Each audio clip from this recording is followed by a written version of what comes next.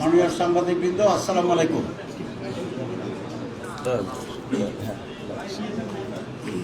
আপনাদের ধৈর্যের জন্য অনেক ধন্যবাদ যে আপনারা অনেক সময় ধৈর্য ধরে এখানে আছেন।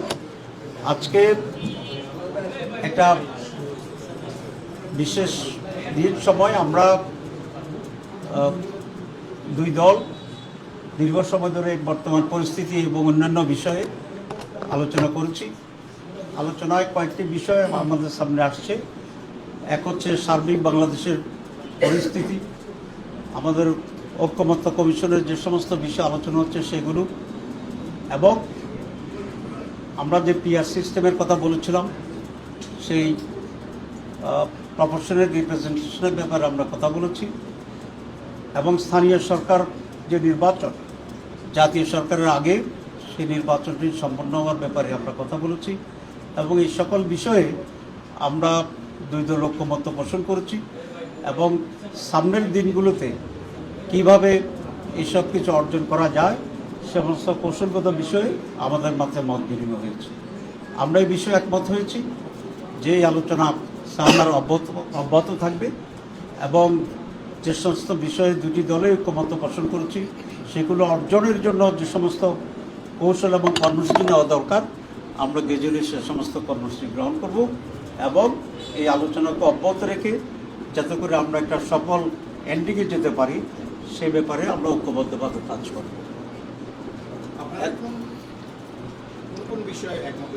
আমি আমার ব্রিফিংয়ে আমি খুব কনসাইসলি এটা বলেছি। এখন যে আমাদের খুবই জনপ্রিয় এবং পরিচিত মুখ যিনি আজকে কাউন্টার ওনার দলের প্রতিনিধিত্ব করতেছেন তিনিও সংক্ষেপে একটু ব্রিফ করবে। ব্রিফ করার পরে আমরা প্রশ্ন জবাব দেব।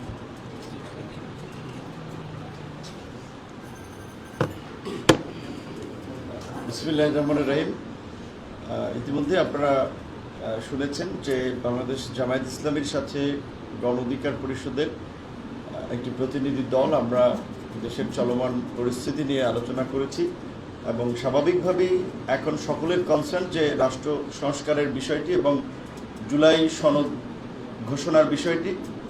ইতিমধ্যে আপনারা শুনেছেন ঐক্যমত্য কমিশন থেকে শুরু করে বিভিন্ন বক্তব্যে জাতীয় নির্বাচনের আগে বর্তমান প্রেক্ষাপটে স্থানীয় নির্বাচন এবং জাতীয় নির্বাচনে পিআর পদ্ধতি নিয়ে জামায়াত ইসলামী সহ গণ অধিকার বেশ কয়েকটি দল এই বিষয়ে অনেক দিন ধরেই কথা বলে আসছে।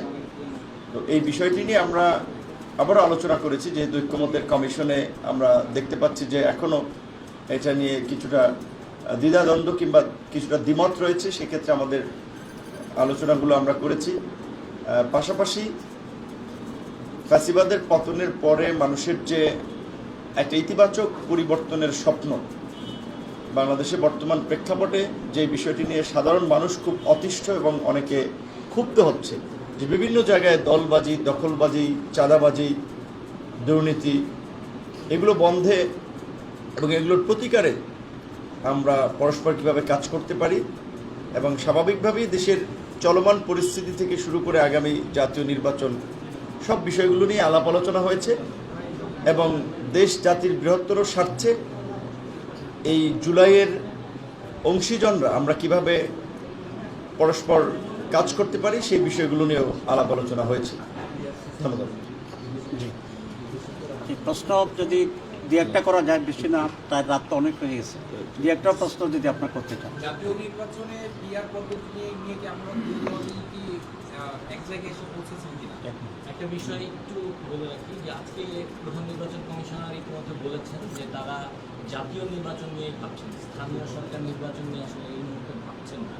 এই বিষয়টাকে আপনারা আসলে কীভাবে দেখছেন, যেহেতু আপনারা এই ওনার ব্রিফিংয়ের পরেই বৈঠক করেছেন? জি, আমরা আগামী নির্বাচনে পিআর পদ্ধতির ব্যাপারে আমরা একমত হয়েছি, আমরা দুই দলে একমত হয়েছি, এবং সেটা অর্জনের জন্য আমরা সামনে আরও ভূমিকা রাখব। এটা নির্বাচন কমিশনের বক্তব্য, কিন্তু আমরা মনে করি এবং দেশবাসীর অধিকাংশ মানুষই এটা আশা করে যে আমাদের স্থানীয় নির্বাচনটি আগে হবে, কারণ মানুষ অনেক সাফার করতেছে, তাদের সাফারিং দূর হওয়া উচিত।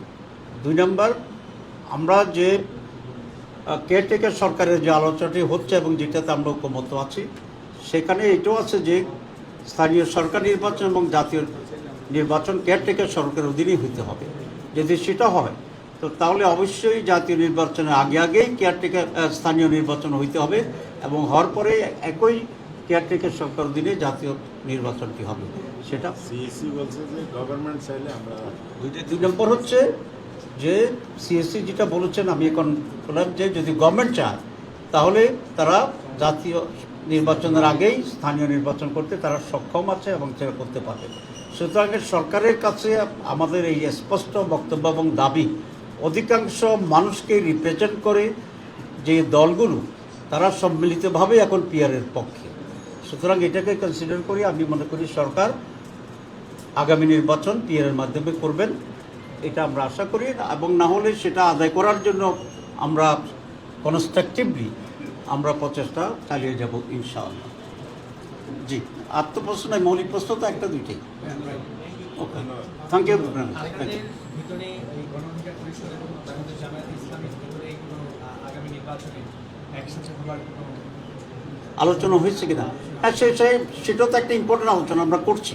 আমরা গণ অধিকার পরিষদে করছি, আমরা অন্যান্য আরও অনেক দলের সাথে করছি। এটা আলোচনা অব্যাহত আছে।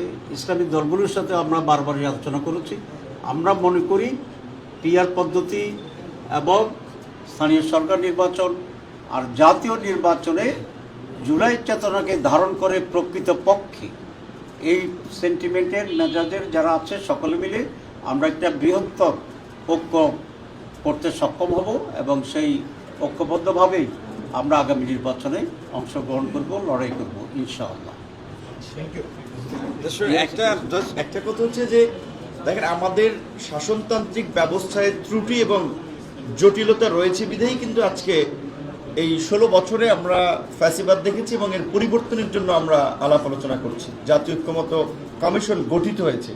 সুতরাং আমাদের বিদ্যমান ইলেকশনের পরিবর্তে এখন যে নতুন পদ্ধতি নিয়ে ভাবা হচ্ছে সেখানে বেশিরভাগ রাজনৈতিক দলই একমত। সেইখানে নির্বাচন কমিশন যদি এ ধরনের কথা বলে থাকে যে তারা এই মুহূর্তে জাতীয় নির্বাচনে ভাবছে, এই ধরনের কথা কিন্তু তারা বলতে পারে না, কারণ আলোচনাটা হচ্ছে অনগোয়িং। ঐক্যমত্য কমিশন থেকে সিদ্ধান্ত হবে যে আগামী নির্বাচনটা পিআর হবে নাকি বিদ্যমান সিস্টেমে হবে। ট্র্যাডিশনাল এখানে পিআরের জায়গায় দুটো আলোচনা হচ্ছে, যে ধরেন সমগ্র নির্বাচন পিআর হবে নাকি এই জাতীয় ঐক্যমত্য কমিশনের প্রস্তাবিত উচ্চকক্ষ নিম্ন কক্ষের একটি কক্ষে পিআর হবে। সুতরাং এই বিষয়ে সুরাহা হওয়ার আগে নির্বাচন কমিশন এই বিষয়ে মন্তব্য করা থেকে বিরত থাকাটাই সমীচীন হবে, কারণ তিনি এ ধরনের মন্তব্য করলে তার প্রতি মানুষের অনাস্থা তৈরি হতে পারে।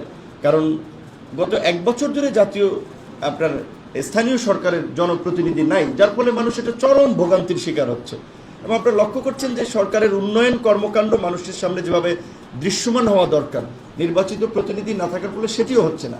সুতরাং স্থানীয় নির্বাচনটাও তো এই মুহূর্তে জরুরি, এবং যেই সরকারের বা যেই কমিশনের মাধ্যমে আমরা বিশেষ করে জাতীয় নির্বাচন করতে চাই, তাদের কাছে যদি স্থানীয় নির্বাচন আমরা চাই, সেটা তো অন্যায় কিংবা অমূলক নয়। এবং তার ভাই যেটা বলেছে যে বর্তমান যে কেয়ারটেকার গভর্নমেন্টের পদ্ধতি, যেটি নিয়ে আমরা আগামীকালকের আলোচনার এজেন্ডা আছে আমাদের, সেখানে কিন্তু এই আলোচনাটা আছে, যেহেতু দলীয় সরকারের অধীনে প্রত্যেকটি স্থানীয় নির্বাচনেও একটা অসম্ভব রকমের প্রভাব এবং কর্তৃত্ব থাকে। সরকার গঠনের পর প্রশাসন কার্যত তার নিয়ন্ত্রণে চলে। সেই জায়গা থেকে এই কেয়ারটেকার সরকারের সময়ই আপনার লোকাল গভর্নমেন্টের ইলেকশনগুলো করার বিষয় নিয়েও কিন্তু আলোচনা আছে। সুতরাং সেই জায়গা থেকে স্থানীয় নির্বাচন তো এই গভর্নমেন্টের বা এই সময়ই হতে পারে, নির্বাচন কমিশনকে সেটিও ভাবতে হবে। ধন্যবাদ। জি, ধন্যবাদ। আমরা